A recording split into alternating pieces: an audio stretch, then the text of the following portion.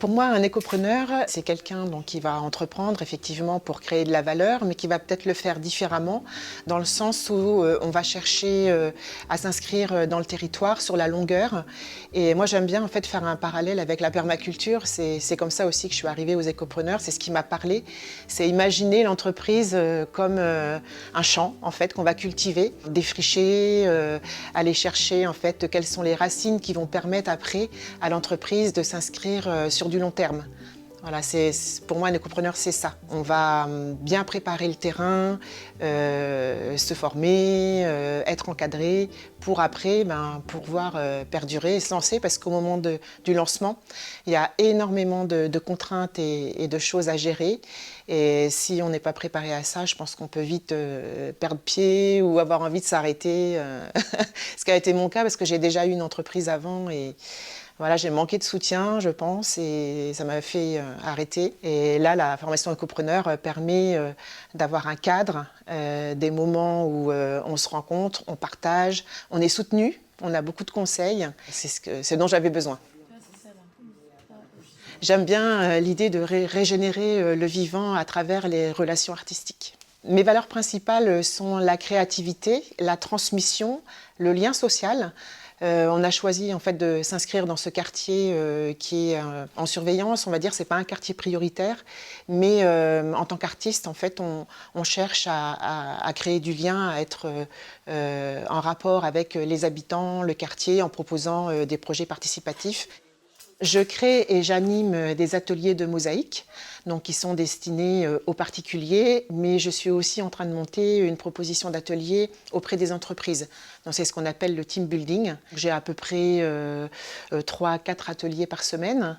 Je n'ai pas encore un chiffre d'affaires régulier qui me permet d'en vivre, mais voilà, c'est en bonne voie, c'est bien développé. J'ai depuis 1 an réussi à monter mon activité, la structurer. Je partage ce local ici avec un autre artiste qui s'appelle Baptiste et qui lui propose des ateliers de céramique. On a bon espoir de se développer en allant chercher des nouveaux clients en fait, sur le terrain, mais aussi en proposant après des formations en ligne, peut-être pour des personnes, un public un peu plus particulier. La mosaïque, elle a cette force, c'est de pouvoir voir rapidement un résultat. Donc on est en fait dans, on va dire, la reconstruction, puisqu'on a des petits morceaux épars qu'on va assembler.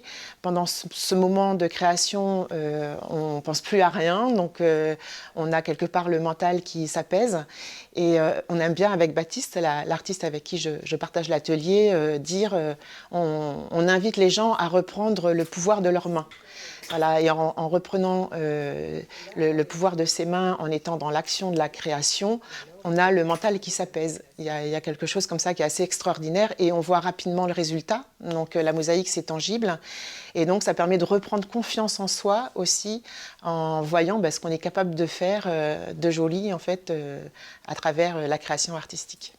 En fait, j'ai commencé la mosaïque avec une commande un peu particulière. J'ai réalisé une tombe et c'est en fait ce projet-là qui m'a donné envie de continuer la mosaïque puisque par ailleurs je faisais de la peinture, de la sculpture. En fait, je suis artiste plasticienne donc je touche à pas mal de médiums et la mosaïque est arrivée avec ce projet il y a un peu plus de 2 ans. Et quand j'ai vu justement tout ce que ça pouvait apporter en fait dans la concentration, la motricité fine, la communication, j'ai décidé d'en faire un sujet en fait. Et c'est quelque chose qui est accessible à tout le monde. Il n'y a pas forcément besoin de prérequis.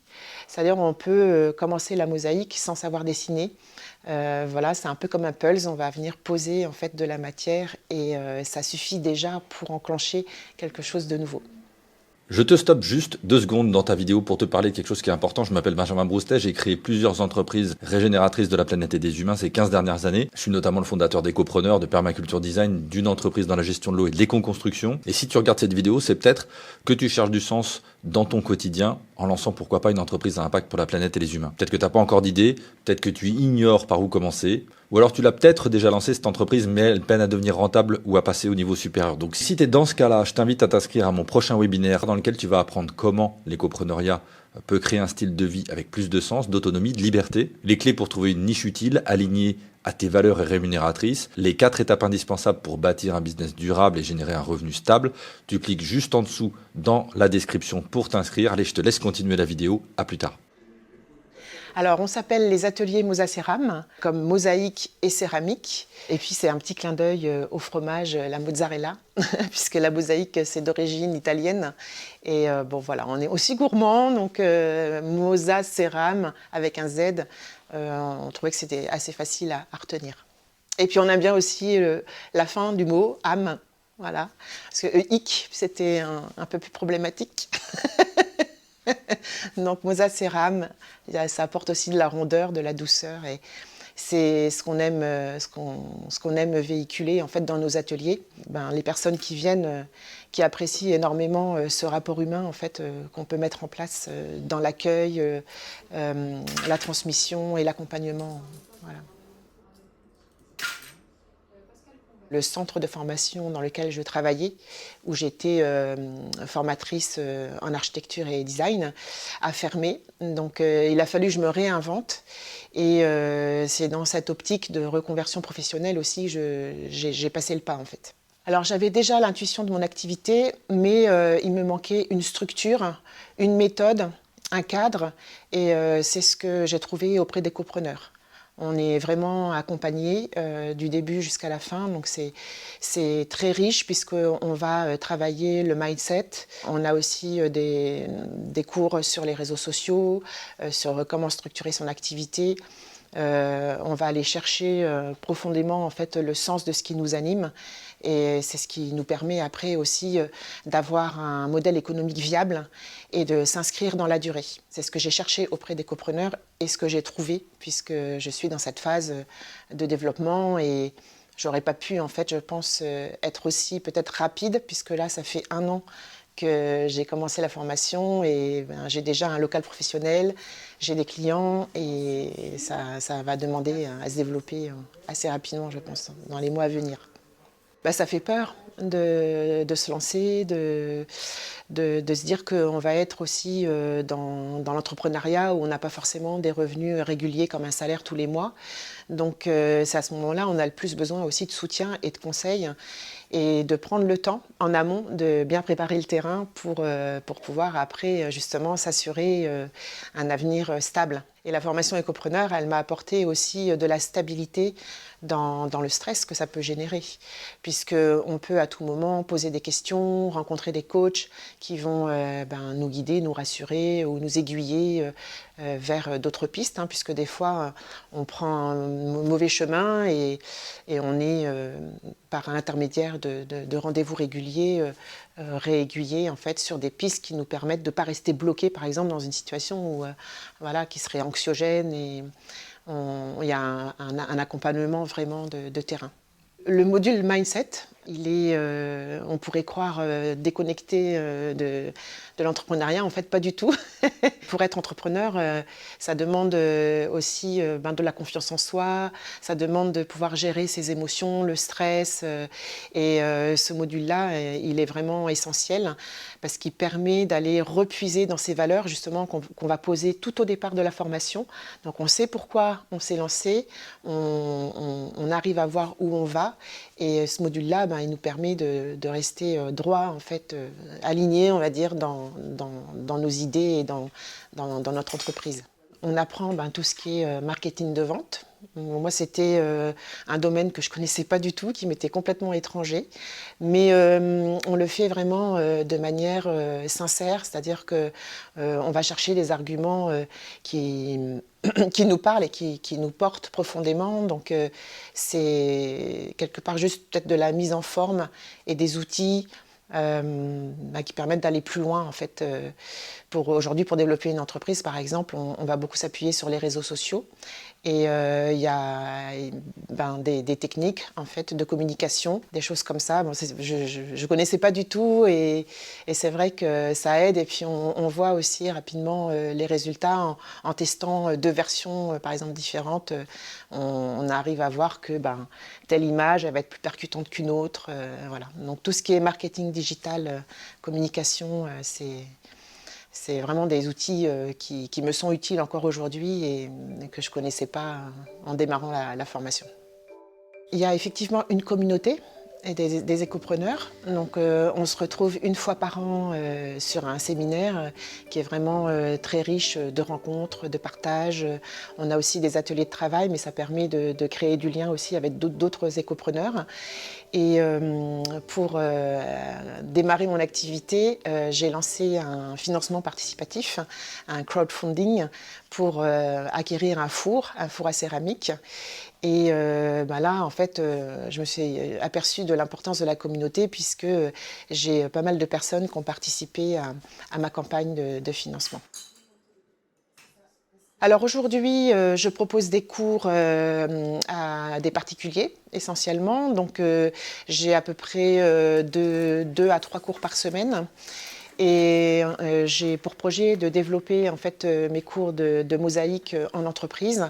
C'est ce qu'on appelle le team building en entreprise, pour permettre de retrouver de la communication, de la cohésion d'équipe.